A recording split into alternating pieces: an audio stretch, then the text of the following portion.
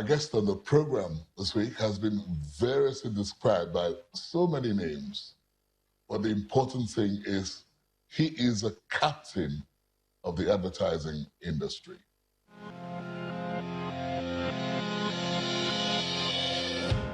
Sir Steve Omojafor is the chairman and regional consultant to one of the top advertising firms in Nigeria, STB McCann. He is well recognized as an accomplished marketing, communication and advertising sir. Sir Steve is from Agbo in Delta State and was born in 1946 in Lagos, Nigeria. He earned a Bachelor of Arts degree from the prestigious Department of Mass Communication, University of Lagos, Nigeria, in 1972, specializing in marketing communications. Between 1972 and 1974, he was a senior reporter and chief sub-editor of the Daily Times newspaper. Sir Steve joined the Lintas Group for some years and then co-founded the famous Rosabelle Advertising Agency between 1978 and 1990. Sir Steve's professional journey took a new dimension when he became the Group Managing Director and CEO of STB McCann in 1990, a leading marketing communication company providing services to multinational companies with global reach. Known for his philanthropic activities through his tireless involvement in many non-governmental organizations, Sir Steve is the director of Bloom Cancer Care and Support Center, a trustee of the National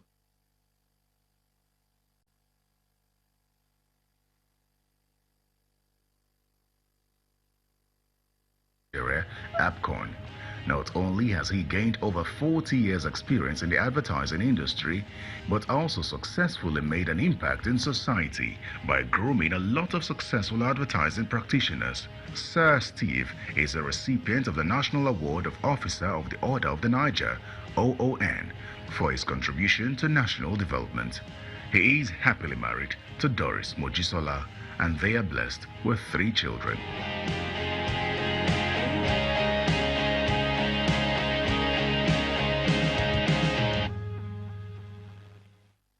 Welcome to the program. Thank you very much, Manny. Sir Steve Omojafor. The Sir is a knighthood, isn't it? Yes, Sir is a Papal Knighthood Award from the Vatican in Rome. And that I got about 10 years ago. Yeah, just to say thank you, working for the church and working for humanity. I thought, you know, from your background, I mean, I was saying earlier on that you're also called so many names. One of them is Omojafor. One would have thought you would have ended up in the seminary or something like that, but you didn't, did you? There was a move towards it, actually. After my primary school, I moved on to live in the mission compound, St. Michael's Catholic Church, Lafiaji. Yes. I lived there for 3 years, working with priests, assistant sacristan, taking care of the younger ones. In fact, it's from there that I went into Gregory's College. Yeah, but why did they start referring to you as Omojafor? When I then got into Gregory's College in the boarding house, you were antisocial. Yeah, the influence of Catholicism right from birth and the mission compound took me over. When I became sacristan in the college itself, in the college chapel, a member of the, all the Catholic societies, Legion of Mary, and so on. And maybe I didn't participate in too many of the things that the boys are wont to do. And so... Like what? Someday, well, you know, breaking bounds and jumping across the fence to go purchase anything or see. So is that where they started referring to you as a perfect gentleman? Because, I don't know about perfect. Perfect is, you know. I don't know about perfect. Something like 100%. No, I think only God is perfect. In spite of all this, when you left, you know, secondary education, You went to the university to study mass communication. When did that come to you? Well, because after my school certificate and higher school, I didn't go straight to the university. I needed to work for 1 year, like a lot of us did, yes. Earn some money and all that. So, Daily Times was my first port of call, and I was given a reportorial assignment. So I picked it up, and after 2 or 3 stories, they thought it was good, So I did the 9 months or 1 year before I got into So you were a reporter? I was a reporter, and also writing features. So how long did you work in the print? Yes, I was in the Daily Times for 4 years. Okay, and then I started discovering a lot of things that didn't sit too well with me. Is that what informed your decision to switch to advertising? I then said, what else could I do? Lintas was very close to Daily Times.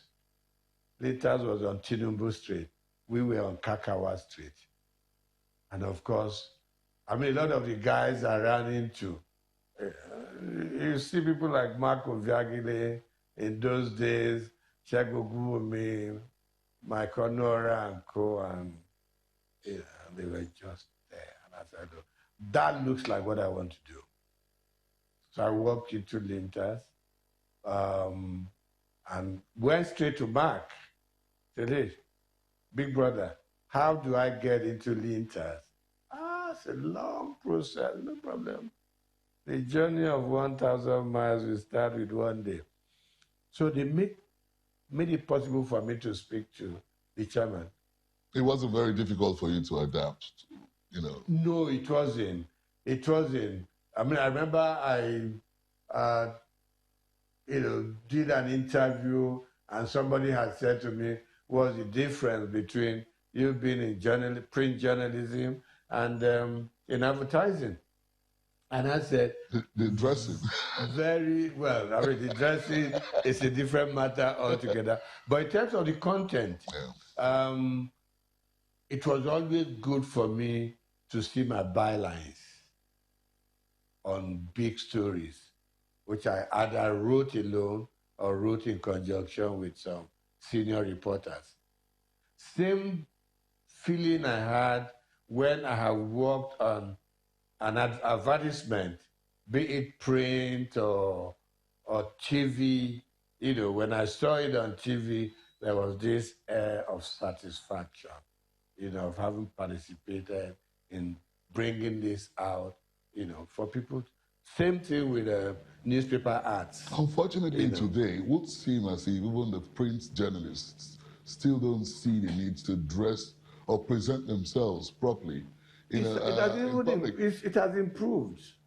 Because honestly... It may have started with the daily giwas of that period. Yes, with daily giwas, and also Daily Times at some point started bringing in graduates.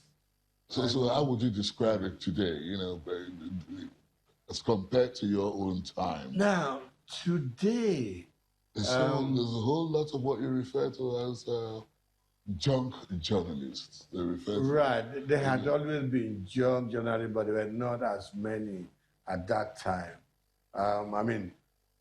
Then you had to be employed by the Daily Times. We were not using freelance. These days, virtually everybody is a freelancer. You just go out there, write a story, embellish it as best as you can, make it look and feel good, and editors are buying such stories and publishing them. What does it make you feel like? Looking at the scene now. Yeah, I'm not too happy. I'm not too happy. Everybody now with digital and online social media. What do you have? Everybody has become a reporter. So everybody can play the guitar. I'm telling you. And what pains me more is that the owners of this media are no longer in for the quality that we used to really strive for. You read a lot of stories these days. The headline is far different from what the body. Why do you think the advertising industry is not flourishing as it used to? Because the rules and regulations became things that people can play around with. It was when we started noticing this happening that, number one, the Association of Advertising Practitioners was set up long ago by people like Shulari, Sami Yamu, those old broadcasters, Lufalomo, So they set up an association to put law and order, rules and regulations in place so that we don't derail. And then we put criteria, those old broadcasters, Lufalomo, So they set up an association to put law and order, rules and regulations in place so that we don't derail. And then we put criteria, what you must achieve, a point that you must make to be able to practice advertising. You are one of the top, perhaps the first Nigerian in advertising to head the board of a financial institution. Am I correct? You are correct, yes. The day you got appointed to that position, how did you feel? I cannot really You didn't love it. You didn't love it for it. No. It was just a couple of phone calls. And from the other side, it was, is that Steve Omojafor? I said, yes. I said, who is this? Called his name. Can we meet? I said, yes, we can meet. So we had a meeting a day or two after that. I said, hey, I want to bring you onto the board of this bank. And I said, look, I'm not a banker. I'm not an economist. I didn't read finance. So. It's like a fish out of water. Yeah, how come? And he said, your name, your integrity is all I want. And I felt so humble. Did you agree with him, though? I don't know if it really mattered, but I felt really, really humbled. That a guy like this could say my name, my integrity. So I said, thank you very much. But still, that doesn't make me a banker or being able to understand the intricacies. So how did you cope with firstly, he said, look, your name has to go to the CBN for approval and all that. We went through all that in less than 1 month. And then I was invited to the first meeting. And I knew I had to sit down and listen. You obviously got a very successful tenure, didn't you? Yeah, I did, because I came in as a director, and somewhere along the line, I became the chairman. Okay, and after my chairmanship, I finished up my tenure, and I was happy, contented to get out of the place and face. There were no reports of any scandals. Absolutely none. You were stainless. How did you go? You like using such absolute. It did not even make you want to change your direction from advertising. No. You still came back to advertising. In fact, when I left, there were a lot of proposals.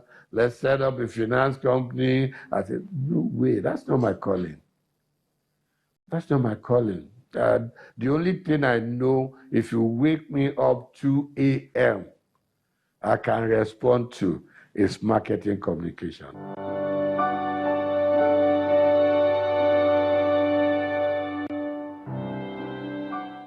Just one Right. There you go. Okay. What question is that? What would be your advice for a fresh graduate with hopes of becoming a communication expert and add that like you? Okay. I would say to the young ones, don't even aim to become an adza.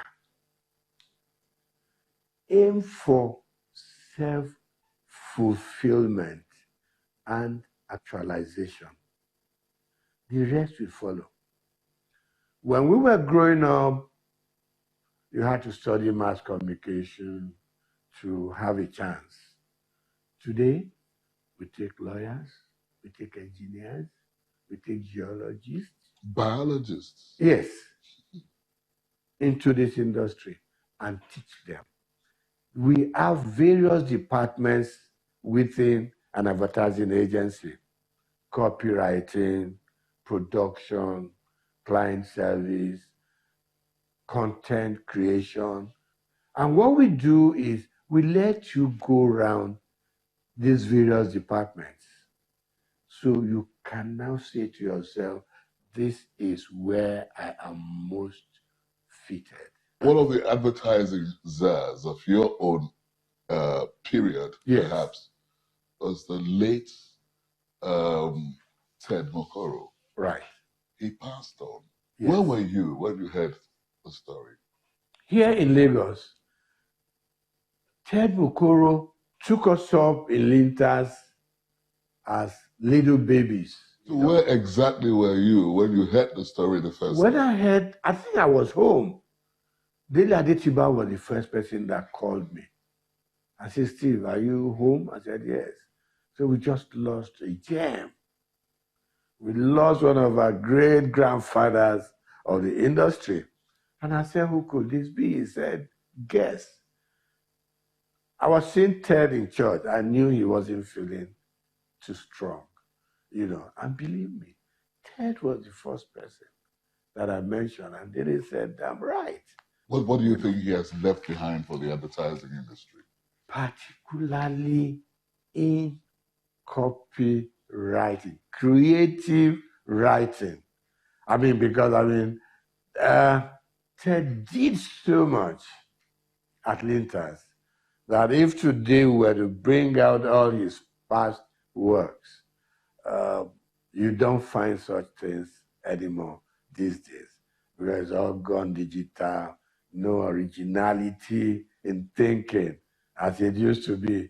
You have been married for about 40 years now. Yes, 42, thereabout, yeah. How did you sustain this? I mean, not even in your younger days did you cause any problems or create problems? Well, we ran into problems at one point or the other, either before marriage or in the early days of marriage. But then, one again, you must make up your mind you really want to stay married. At what stage? Because the temptations At what stage are of your all marriage there. did you make up your mind? Now, I took my time to get married. I got married at 30. To some people, that's young. So, well, to some people, that could be young. But for me, my mom had been harassing me long before then. Mm-hmm. As soon as we left university, mom said, look, I don't want you playing around the street. Bring home, a girl and get married. But I was able to resist that until I was 30, thereabout. And I took my time to search.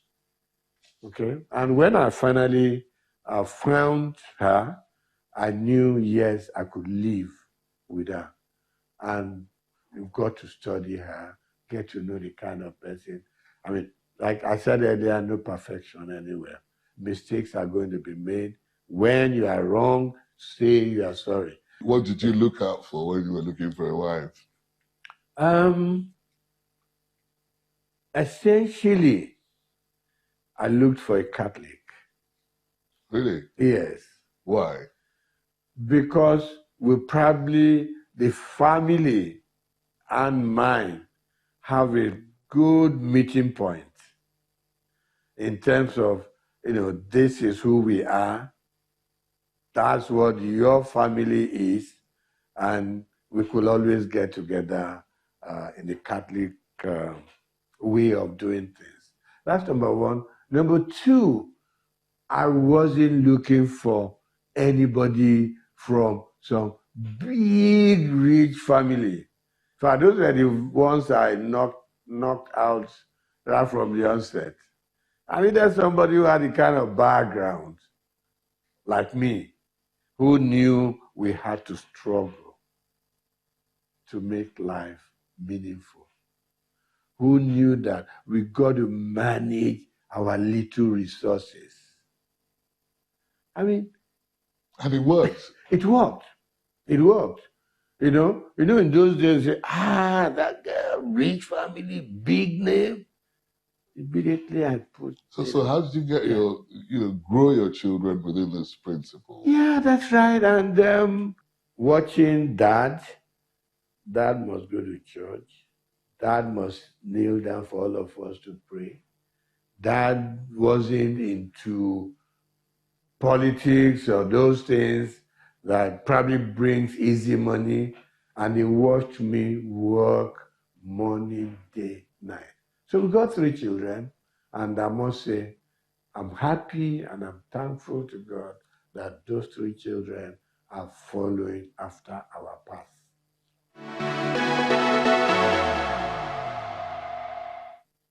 Let's look at you going to Obudu Ranch, for instance, for about 10 days.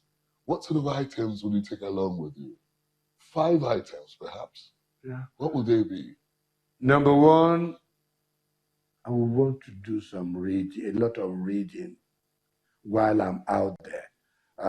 Because that's something that you don't have to go and look out for.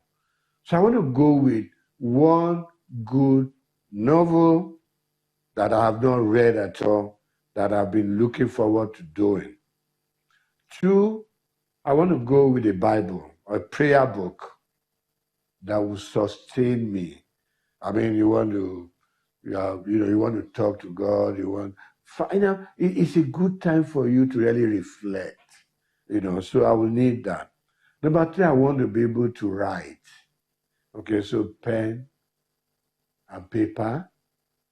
If I'm allowed a bottle of drink, I don't know. A good bottle of cognac. Oh yeah, okay. You don't do whiskey. No. Somehow I grew up believing that whiskey is harsh and that cognac is milder. You're not an Urobo man, are you? No, I'm not. Where are you closer to them? I'm from Agbo. Oh, okay. But you're the same river, right? Yes, exactly. I'm from Agbo. They drink a whole lot of. In any case, I did my 2-year higher school at Hossey College. Oh, yes? Okay. So I'm kind of part of the system. So that's the 5 items you take along. Those are the things, because number 1, they keep me going. Number 2, make me reflect about the past, today, and of course the future. And of course, something to shack. Wow. At some point. You must like shacking. Well, just that we have reduced it. No, many years back, we you used to be what we call a cowboy. We did quite a lot of that. I thank you for your time. It's been fun talking to you. Is there anything you'd love to be remembered by apart from advertising? I want to be remembered having passed through and having really touched the lives of people. Well, of course, indeed you have. As a captain of the advertising industry, I want to congratulate you once again. Very much. Thank you. Thanks, Manny. And Steve Omojafor. Keep up the good job. A brilliant show. And I'm happy you are Gregorian. Yes, I'm Greg. Thank you. It's been Sir Steve Omojafor, OON, right? Yes. Officer of the Order of the Niger. On the program this week, The Chat. I am Manny Onomono. Stay where you are. We'll be back next week at the same time. The Chat is produced by Channels Television. You can watch it again online Just visit our social media platforms: Twitter, YouTube, Facebook.